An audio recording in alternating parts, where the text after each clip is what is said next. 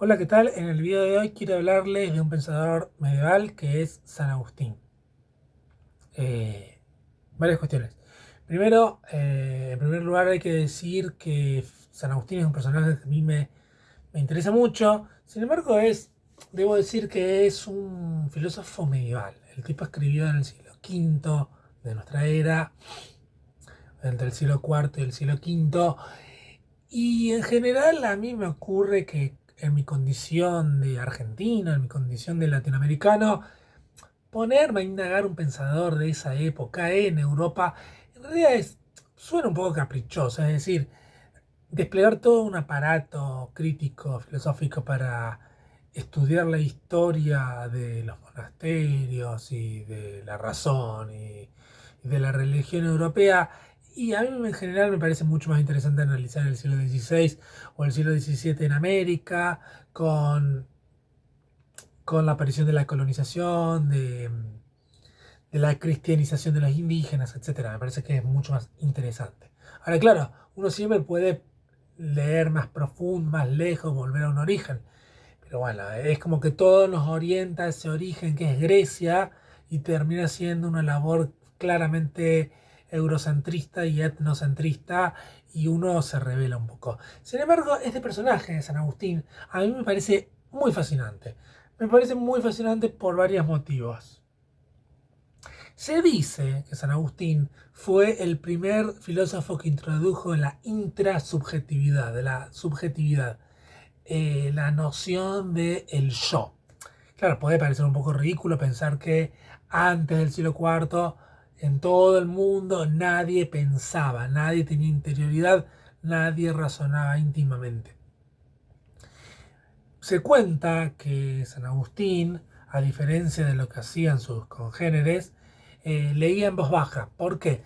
Porque en la antigüedad existían, en la antigüedad o en el medioevo existían muy pocos libros. Entonces lo que había era salas donde se leían los libros comunitariamente.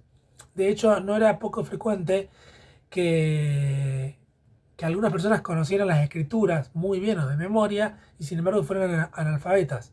¿Por qué? Porque en el siglo, hasta el siglo XIII, por ejemplo, la gente simplemente leía los textos en comunidad, en un recinto, etc. Lo que hace San Agustín es leer en voz baja. Eso significa que toda la comprensión del mundo, la lectura de los signos del mundo ya no pasa objetivamente, cósicamente, en exterioridad, sino en interioridad. Ahora es el alma el que enfrentada a los designios que Dios coloca en el mundo, que él interpreta el mundo. Entonces esto ya de por sí en términos religiosos es muy interesante. De todos modos suena como una interpretación exegética como demasiado, eh, no sé, eh, poco pertinente. Pero bueno, yo quiero analizar hoy en este video la frase de San Agustín que dice en latín: credo ut intelligam, intelligo ut credam. Es decir, traduzco: creo para entender, entiendo para creer. Esta frase para mí es importantísima para entender muchísimas cosas. Está en el núcleo, en el nudo de la hermenéutica.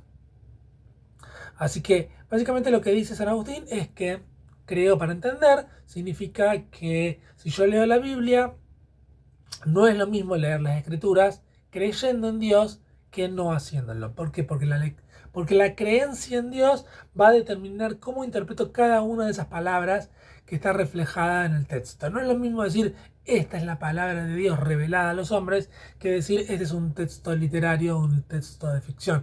Esa creencia va a determinar claramente cuál va a ser mi actitud cognoscitiva respecto del texto.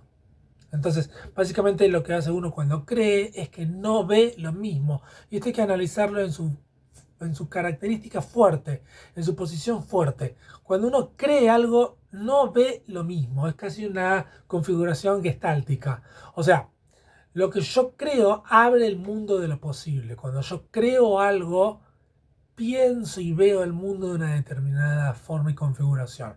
Pongo un ejemplo contundente. No es lo mismo cuando uno está enamorado, No es lo mismo creer que esa persona, esa mujer, ese hombre, lo que sea, está enamorada de uno.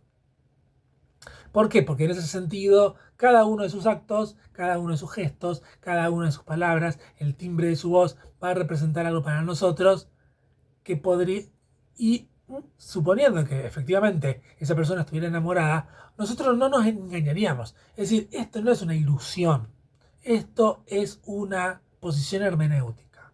Entonces hay una apuesta, yo apuesto a que esa persona esté enamorada de mí, o por el contrario, pienso desilusionado, desencantado que esa persona no está enamorada de mí.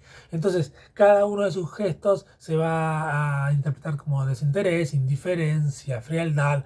O sea, no es lo mismo esa creencia que no tenerla. ¿En qué difiere esto del pensamiento hipotético? En que el pensamiento hipotético deductivo es más desinteresado. En la epistemología contemporánea lo que existe es que yo coloco una hipótesis, es decir, un supuesto, una creencia, algo que debe ser confirmado o refutado, o en todo caso, para utilizar la terminología popperiana, falsado. ¿Qué es falsar? Si yo puedo derivar lógicamente de esta hipótesis una contradicción, entonces mi hipótesis es falsa. Claro que diremos que no puedo confirmarlo nunca porque no hay consecuente que confirme el antecedente, pero eso no importa.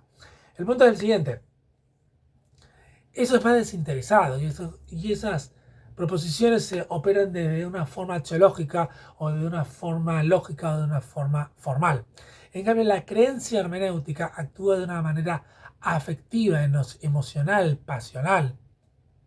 Entonces, claro, cuando yo creo en algo, entiendo de una determinada manera. Pero las cosas no terminan ahí, porque la segunda parte que cierra el círculo es intelligo ut credam. Entiendo para creer. Es decir, yo creo algo y entiendo algo a partir de esa creencia.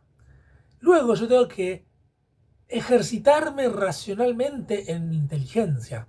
Yo debo pensar correctamente qué es lo que estoy creyendo. Es decir, que si yo, por ejemplo, encontrara una contradicción racional en las consecuencias de mi creencia, lógicamente debería cambiar mi creencia. O al menos cambiar los hechos para ajustar mi creencia a eso que estoy viendo. Esto es como que es una actividad muy fluida y sobre todo en el sujeto enamorado acontece una cuestión casi neurótica en el sentido de que es una cuestión de fe. Básicamente el amor siempre es una cuestión de fe. Y por eso no en vano se dice que Dios es amor y que la fe tiene que ver mucho con el amor divino. Pero lo interesante es que la inteligencia, lo que hace el inteligir, el inteligo, lo que hace es corroborar o consolidar mi creencia. Si yo puedo creer algo, inteligir algo, y luego mediante mi inteligencia afirmar racionalmente eso que estoy creyendo, mi creencia sale fortalecida y yo me siento más seguro en el mundo. Obviamente, cuando un hecho traumático del mundo interrumpe esta creencia y el mundo se revela como diametralmente opuesto a lo que yo creía que era el mundo, acontece una crisis existencial terrible que, bueno, que a muchas personas, en la gran mayoría, en algún momento de su existencia le acontece. Pero básicamente esta sería la idea del creo para entender y entiendo para creer. Yo creo que desde un punto de vista literario, religioso, científico, este aspecto hermenéutico es muy valioso para entender el mundo. Así que sin más, si les gustó este video pueden dar like, suscribirse a mi canal si quieren tener más contenido y este video está basado bastante fielmente en un texto que escribí para mi canal de Substack. Dejo el enlace en la descripción, así que allí pueden leerlo con más detenimiento y saludos.